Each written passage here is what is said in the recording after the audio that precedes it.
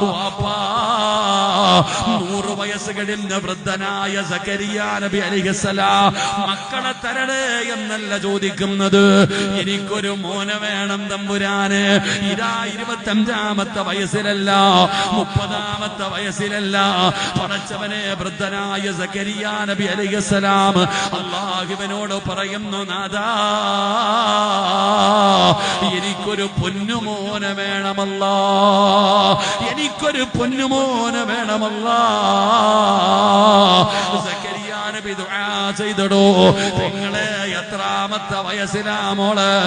ചിന്തിക്കു പൊന്നുമോള്. അല്ലാഹുവേ എനിക്കൊരു മകനെ വേണമെന്ന് റബ്ബിനോട് ദുആ ചെയ്തപ്പോ അല്ലാഹു കൊടുത്തു പെങ്ങള്, അല്ലാഹു കൊടുത്തു പെങ്ങള്.